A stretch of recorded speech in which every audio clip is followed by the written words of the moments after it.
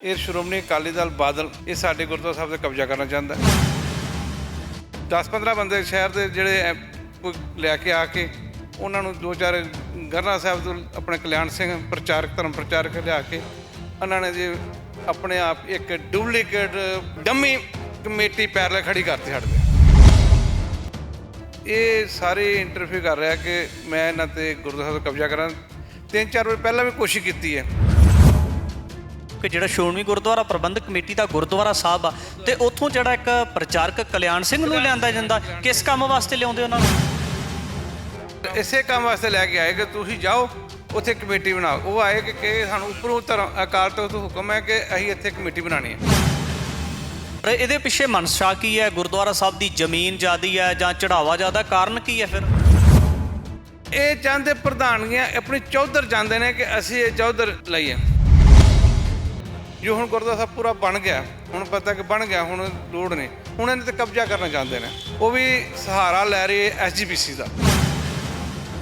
TV 84 ਦੇ ਨਾਲ ਜੁੜੇ ਹੋ, ਮੈਂ ਰਜਿੰਦਰ ਸਿੰਘ ਸਭਰਾਜ। ਜੇ ਗੱਲ ਕੀਤੀ ਜਾਵੇ ਤਾਂ ਸ੍ਰੀ ਅਕਾਲ ਤਖ਼ਤ ਸਾਹਿਬ ਦੇ ਸਿੰਘ ਸਾਹਿਬਾਨ ਦੇ ਵੱਲੋਂ ਪੰਜ ਸਿੰਘ ਸਾਹਿਬਾਨ ਦੀ ਹਾਜ਼ਰੀ ਦੇ ਵਿੱਚ ਇੱਕ ਮਤਾ ਪਾ ਕੇ ਗੁਰਦੁਆਰਾ ਸਿੰਘ ਸਭਾ ਦਸੂਹਾ ਦੀ ਗੁਰਦੁਆਰਾ ਪ੍ਰਬੰਧਕ ਕਮੇਟੀ ਨੂੰ ਜਿਹੜਾ ਤਨਖਾਹੀਆ ਕਰਾਰ ਦੇ ਦਿੱਤਾ ਜਾਂਦਾ ਹੈ। ਤੇ ਇਸੇ ਦੇ ਸ਼ਿਕਵੇ ਵਜੋਂ ਵੱਡੇ ਸਵਾਲ ਉਠਾਉਂਦਿਆਂ ਹੋਇਆਂ ਪੂਰੀ ਜਿਹੜੀ ਗੁਰਦੁਆਰਾ ਪ੍ਰਬੰਧਕ ਕਮੇਟੀ ਹੈ ਉਹਨਾਂ ਨੇ ਇੱਕ ਪ੍ਰੈਸ ਵਾਰਤਾਲਾਪ ਕਰਕੇ ਜਾਣਕਾਰੀ ਦਿੱਤੀ ਹੈ ਕਿ ਸਾਡਾ ਕੋਈ ਵੀ ਪੱਖ ਸੁਣਿਆ ਨਹੀਂ ਗਿਆ। ਤੇ ਉਹਨਾਂ ਨੇ ਅਕਾਲੀ ਦਲ ਦੇ ਵੱਡੇ ਲੀਡਰਾਂ ਦੇ ਉੱਪਰ ਸੰਗੀਨ ਦੋਸ਼ ਵੀ ਲਾਏ ਨੇ ਕਿ ਅਕਾਲੀ ਦਲ ਕਿਤੇ ਨਾ ਕਿਤੇ ਉਸ ਗੁਰਦੁਆਰਾ ਸਾਹਿਬ ਦੇ ਉੱਪਰ ਕਾਬਜ਼ ਹੋਣਾ ਚਾਹੁੰਦਾ ਹੈ। ਤੇ ਇਸੇ ਦੇ ਤਹਿਤ ਕਿਤੇ ਨਾ ਕਿਤੇ ਸ੍ਰੀ ਅਕਾਲ ਤਖ਼ਤ ਸਾਹਿਬ ਦੇ ਸਿੰਘ ਸਾਹਿਬਾਨ ਦੇ ਜਿਹੜੇ ਹੁਕਮ ਨੇ ਉਹਨਾਂ ਦੀ ਦੁਰਵਰਤੋਂ ਕਰਕੇ ਜਾਂ ਜਥੇਦਾਰ ਸਾਹਿਬ ਨੂੰ ਗੁੰਮਰਾਹ ਕਰਕੇ ਜਿਹੜਾ ਇਸ ਤਰੀਕੇ ਦਾ ਪੂਰਾ ਇੱਕ ਮਾਮਲਾ ਘੜਿਆ ਜਾ ਰਿਹਾ, ਕਹਾਣੀ ਘੜੀ ਜਾ ਰਹੀ ਹੈ। ਪ੍ਰਬੰਧਕ ਸਾਹਿਬਾਨ ਸਾਡੇ ਨਾਲ ਨੇ, ਗੱਲਬਾਤ ਕਰ ਲੈਣੇ। ਭਾਈ ਸਾਹਿਬ ਜੀ, ਵਾਹਿਗੁਰੂ ਜੀ ਕਾ ਖਾਲਸਾ। ਵਾਹਿਗੁਰੂ ਜੀ ਕਾ ਖਾਲਸਾ, ਵਾਹਿਗੁਰੂ ਜੀ ਕੀ ਫਤਿਹ। ਕੀ ਨਾਮ ਹੈ ਜੀ ਤੁਹਾਡਾ? ਮੇਰਾ ਨਾਮ ਪਰਮਜੀਤ ਸਿੰਘ ਜੀ।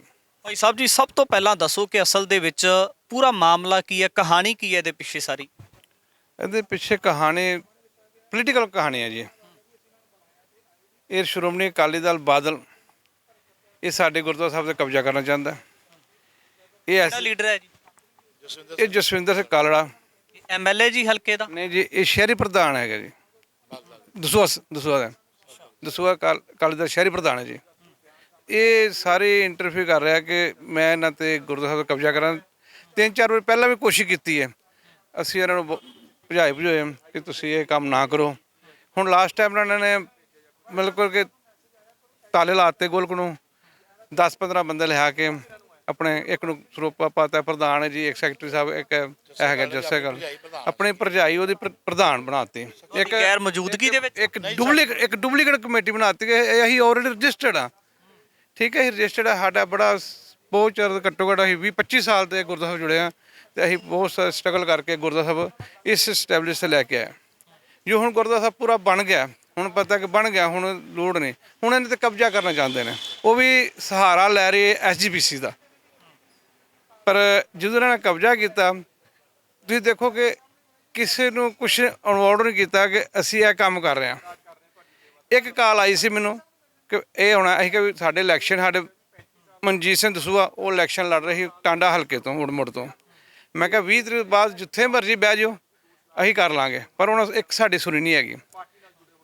10-15 ਬੰਦੇ ਸ਼ਹਿਰ ਦੇ ਜਿਹੜੇ ਕੋਈ ਲੈ ਕੇ ਆ ਕੇ ਉਹਨਾਂ ਨੂੰ ਦੋ ਚਾਰ ਗਰਨਾ ਸਾਹਿਬ ਤੋਂ ਆਪਣੇ ਕਲਿਆਣ ਸਿੰਘ ਪ੍ਰਚਾਰਕ ਧਰਮ ਪ੍ਰਚਾਰਕ ਲਿਆ ਕੇ ਉਹਨਾਂ ਨੇ ਜੀ ਆਪਣੇ ਆਪ ਇੱਕ ਡੁਪਲੀਕੇਟ ਡੰਮੀ ਕਮੇਟੀ ਪੈਰਲ ਖੜੀ ਕਰਤੀ ਸਾਡੇ ਤੇ। ਜਿਹੜਾ ਇਹਨਾਂ ਨੇ ਗਰਨਾ ਸਾਹਿਬ ਤੋਂ ਤੁਸੀਂ ਜ਼ਿਕਰ ਕਰ ਰਹੇ ਹੋ ਕਿ ਜਿਹੜਾ ਸ਼੍ਰੋਮਣੀ ਗੁਰਦੁਆਰਾ ਪ੍ਰਬੰਧਕ ਕਮੇਟੀ ਦਾ ਗੁਰਦੁਆਰਾ ਸਾਹਿਬ ਆ ਤੇ ਉੱਥੋਂ ਜਿਹੜਾ ਇੱਕ ਪ੍ਰਚਾਰਕ ਕਲਿਆਣ ਸਿੰਘ ਨੂੰ ਲਿਆਂਦਾ ਜਾਂਦਾ, ਕਿਸ ਕੰਮ ਵਾਸਤੇ ਲਿਆਉਂਦੇ ਉਹਨਾਂ ਨੂੰ? ਇਸੇ ਕੰਮ ਵਾਸਤੇ ਲੈ ਕੇ ਆਏ ਕਿ ਤੁਸੀਂ ਜਾਓ ਉੱਥੇ ਕਮੇਟੀ ਬਣਾਓ। ਉਹ ਆਏ ਕਿ ਸਾਨੂੰ ਉੱਪਰੋਂ ਧਰਮ ਅਕਾਲ ਤਖ਼ਤ ਤੋਂ ਹੁਕਮ ਹੈ ਕਿ ਅਸੀਂ ਇੱਥੇ ਕਮੇਟੀ ਬਣਾਉਣੀ ਹੈ। ਅਲੱਗ ਦਿਖਾਇਆ ਉਹਨਾਂ ਨੇ ਨਾ ਕੁਛ, ਕੋਈ ਸਾਨੂੰ ਇੱਕ ਵੀ ਨਹੀਂ ਦੱਸਿਆ ਕਿ ਐਲੋ ਲੈਟਰ ਆਇਆ। ਅਸੀਂ ਅਕਾਲ ਤਖ਼ਤ ਦੇ ਗਏ, ਮਾਨਯੋਗ ਹਰਪ੍ਰੀਤ ਸਿੰਘ ਜੀ ਅਕਾਲ ਤਖ਼ਤ ਆਪਣੇ ਜਥੇਦਾਰ ਹੁੰਦੇ ਸੀਗੇ ਪਹਿਲਾਂ, ਇਸ ਤੋਂ ਗੁਰਪ੍ਰੀਤ ਤੋਂ ਪਹਿਲਾਂ। ਅਸੀਂ ਉਹਨਾਂ ਕੋਲ ਜਾ ਕੇ ਜ਼ਿਕਰ ਆਪਣਾ ਦੱਸਿਆ ਉਹਨਾਂ ਕਿ ਮੇਰੇ ਕੋਲ ਤਾਂ ਕੋਈ ਇਨਫੋਰਮੇਸ਼ਨ ਨਹੀਂ ਹੈਗੀ ਕਿ ਤੁਹਾਡਾ ਕੋਈ ਨੋਟਿਸ ਹੀ ਨਹੀਂ ਹੈਗਾ ਕਿ ਤੁਹਾਨੂੰ ਅਸੀਂ ਕੋਈ ਨੋਟਿਸ ਭੇਜਿਆ। ਪ੍ਰਧਾਨ ਜੀ, ਇਹਦੇ ਵਿੱਚ ਜੇ ਗੱਲ ਕੀਤੀ ਜਾਵੇ ਤਾਂ ਜਿਹੜੇ ਲੈਟਰਾਂ ਦੇ ਦੁਆਰਾ ਤੁਹਾਨੂੰ ਸੂਚਿਤ ਕੀਤਾ ਜਾ ਰਿਹਾ ਹੈ ਕਿ ਗੁਰਦੁਆਰਾ ਸਾਹਿਬ ਦਾ ਜਿਹੜਾ ਪ੍ਰਬੰਧ ਹੈ ਉਹਦੇ ਤੋਂ ਲਾਂਭੇ ਹੋ ਜਾਂ ਕੋਈ ਵੀ ਮੈਸੇਜ ਦਿੱਤਾ ਜਾ ਰਿਹਾ ਹੈ ਉਹ ਧਰਮ ਪ੍ਰਚਾਰ ਕਮੇਟੀ ਦੇ ਵੱਲੋਂ ਦਿੱਤਾ ਜਾ ਰਿਹਾ ਹੈ, ਪਰ ਧਰਮ ਪ੍ਰਚਾਰ ਕਮੇਟੀ ਦਾ ਤਾਂ ਮੁੱਖ ਤੌਰ ਤੇ ਗੁਰੂ ਘਰਾਂ ਦੇ ਨਿਜ਼ਾਮ ਦੇ ਵਿੱਚ ਕੋਈ ਇੰਟਰਫੇਅਰ ਕਰਨਾ ਨਹੀਂ, ਉਹਨਾਂ ਦਾ ਕੰਮ ਤੇ ਹੈ ਧਰਮ ਪ੍ਰਚਾਰ ਕਰਨਾ, ਲੋਕਾਂ ਦੇ ਵਿੱਚ ਜਾ ਕੇ ਸਿੱਖੀ ਦਾ ਪ੍ਰਚਾਰ ਕਰਨਾ। ਵੇਖੋ ਜੀ, ਕਲਿਆਣ ਸਿੰਘ ਹੈਗਾ ਬਿਲਕੁਲ ਧਰਮ ਪ੍ਰਚਾਰਕ ਨਹੀਂ ਕਰ ਰਿਹਾ। ਉਹ ਧਰਮ ਪ੍ਰਚਾਰ ਗੁਰਦੁਆਰਿਆਂ 'ਚ ਇੰਟਰਫੇਅਰ ਕਰਕੇ ਤੇ ਕਬਜ਼ਾ ਕਰਨਾ ਚਾਹੁੰਦਾ ਹੈ ਕਿ ਕਿਸੇ ਨਾ ਕਿਸੇ ਤਰ੍ਹਾਂ ਗੁਰਦੁਆਰਾ ਸਾਹਿਬ ਕਬਜ਼ਾ ਹੋ ਜਾਏ, ਮਤਲਬ ਕਿ ਗੁਰਦੁਆਰਾ ਸਾਹਿਬ ਲੜਾਈ ਚੱਲਦੀ ਰਹੇ। ਹਾਂ ਕਿ ਚੰਗਾ ਭਲਾ ਕੰਮ ਚੱਲ, ਤੁਸੀਂ ਰਾਜ ਮਰਿਆਦਾ ਸਾਡੀ ਦੇਖੋ ਗੁਰਦੁਆਰਾ ਸਾਹਿਬ, ਕੋਈ ਅਕਾਲ ਤਖਤ ਤੋਂ ਕੋਈ ਉਲਟ ਚੱਲਦੇ ਆ, ਸਾਡੇ ਗੁਰਪੁਰਬ ਸਾਰੇ ਇਤਿਹਾਸਕ ਜੋ ਵੀ ਹੈਗਾ ਅਸੀਂ ਉਹ ਮਰਿਆਦਾ ਹਿਸਾਬ ਨਾਲ ਚੱਲਦੇ ਆ। ਤੇ ਫਿਰ ਅਕਾਲ ਤਖਤ ਦੀ ਮਰਿਆਦਾ ਨਾਲ ਚੱਲਦੇ ਅਸੀਂ ਅਕਾਲ ਤਖਤ ਤੋਂ ਇੱਕ ਵੀ ਕੁਛ ਵੀ ਫੰਕਸ਼ਨ ਉਲਟ ਨਹੀਂ ਕਰਦੇ। ਕਦੇ ਐਸਜੀਪੀਸੀ ਦੇ ਕੋਲ ਜਾ ਕੇ ਜਾਂ ਜਥੇਦਾਰ ਸਾਹਿਬਾਨ ਦੇ ਕੋਲ ਜਾ ਕੇ ਤੁਸੀਂ ਆਪਣਾ ਪੱਖ ਰੱਖਣ ਦਾ ਯਤਨ ਕੀਤਾ ਕਿ ਇਹ ਜਿਹੜਾ ਪੂਰਾ ਮਾਮਲਾ ਇਹ ਹੈ ਔਰ ਸਾਨੂੰ ਤਨਖਾਹੀਆ ਕਰਾਰ ਕਿਉਂ ਦਿੱਤਾ ਜਾ ਰਿਹਾ, ਕਦੇ ਸਵਾਲ ਉਠਾਏ ਤੁਸੀਂ?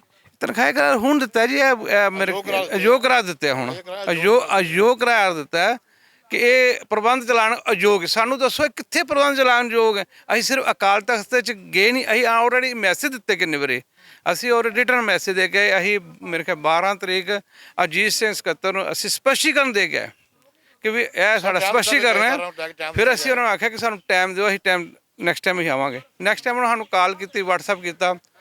ਮੈਂ ਕਿਸੇ ਘਰੇਲੂ ਕੰਮ 'ਚ ਬਿਜੀ ਹੋ ਗਿਆ, ਕੰਮ ਕੋਈ ਇਸ ਤਰ੍ਹਾਂ ਕੋਈ ਸਾਡੇ ਪਰਸਨ ਡੈਥ ਹੋ ਗਈ, ਉੱਥੇ ਮੈਨੂੰ ਠੀਕ ਹੈ ਨਾਲ ਤੁਹਾਡੇ? ਹਾਂ ਨਹੀਂ, ਉਸ ਟਾਈਮ ਸਾਥੀ ਗਏ ਅਸੀਂ ਉਹਨਾਂ ਕੋਲ ਅਗਲਾ ਟਾਈਮ ਲਿਆ, ਅਗਲਾ ਟਾਈਮ ਉਹਨਾਂ ਸਾਨੂੰ WhatsApp ਕਰਤਾ, ਨਾਲ ਸਾਨੂੰ ਕਾਲ ਕੀਤੀ। ਅਸੀਂ ਉਹਨਾਂ ਨੂੰ ਕਿਹਾ ਵੀ ਮੈਂ ਨਹੀਂ ਆ ਸਕਦਾ।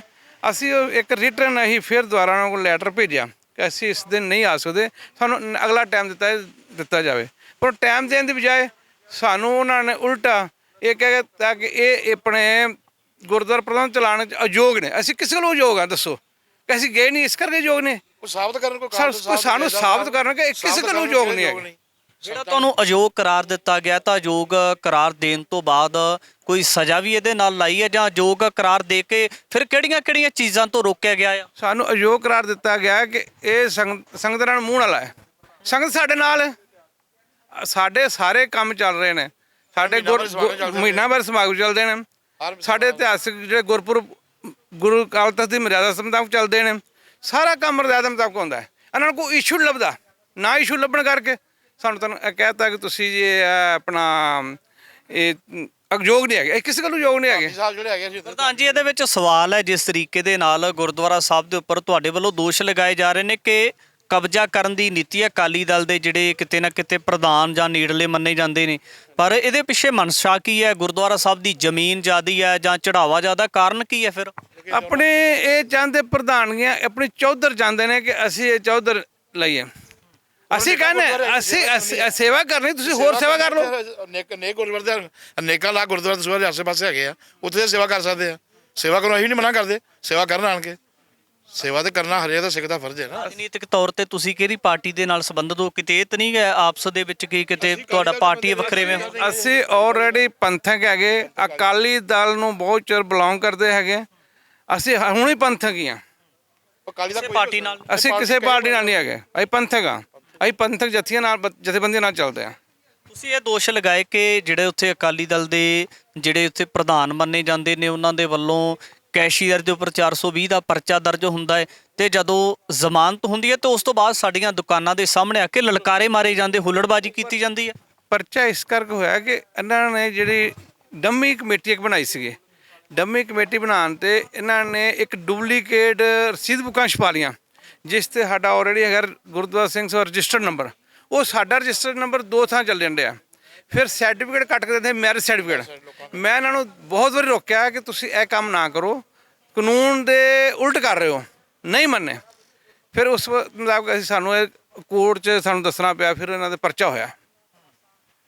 ਮੈਸੇਜ ਕੀ ਹੈ ਤੁਹਾਡੇ ਵੱਲੋਂ ਹੁਣ ਅਗਲਾ ਐਕਸ਼ਨ ਦੀ ਤਿਆਰੀ ਕੀ ਹੈ? ਕਿਹੜਾ ਐਕਸ਼ਨ ਲੈ ਰਹੇ ਹੋ? ਕਿਸ ਤਰੀਕੇ ਦੀ ਕਾਰਵਾਈ ਕਰਵਾ ਰਹੇ ਹੋ ਤੁਸੀਂ? ਅਸੀਂ ਅਕਾਲ ਤਖਤ ਜਥੇਦਾਰ ਨੂੰ ਮਿਲਣਾ ਚਾਹੁੰਦੇ ਹਾਂ, ਪਰਸਨਲੀ ਮਿਲਣਾ ਚਾਹੁੰਦੇ ਹਾਂ ਵੀ ਸਾਨੂੰ ਕਿਸ ਗੱਲੋਂ ਇਸ ਕਿਹਾ ਕਿ ਅਯੋਗ ਕਰਾਰ, ਅਸੀਂ ਕਿਸ ਗੱਲੋਂ ਅਯੋਗ ਕਰਾਰ ਆ?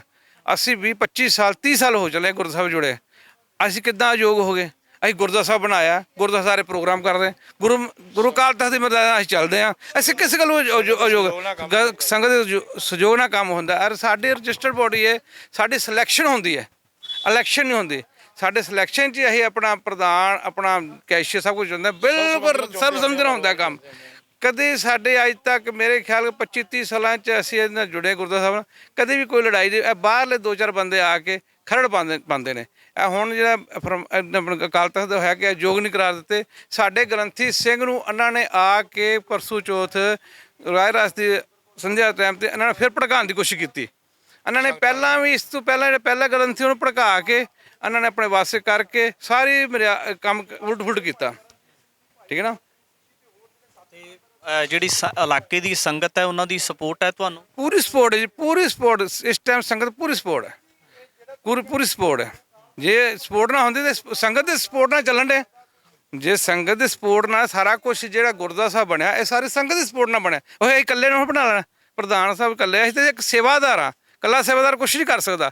ਸੰਗਤ ਦੀ ਸਪੋਰਟ ਹੋਏਗੀ ਉਹਨਾਂ ਦਾ। ਅਸੀਂ ਸਿਰਫ ਲੋਕਾਂ ਅੱਗੇ ਜੇ ਕੁਛ ਅਸੀਂ ਡੋਨੇਸ਼ਨ ਲੈਣਾ ਤੇ ਅਸੀਂ ਜਾ ਕੇ ਲੋਕਾਂ ਅੱਗੇ ਘਰ ਝੋਲੀਆਂ ਅੱਡੀਆਂ ਨੇ ਤੇ ਲੋਕਾਂ ਸਾਨੂੰ ਡੋਨੇਸ਼ਨ ਦਿੱਤਾ ਹੈ। ਸਾਨੂੰ ਉਹਨਾਂ ਨੇ ਸਿਰਫ ਇਹ ਕੀਤਾ ਹੈਗਾ।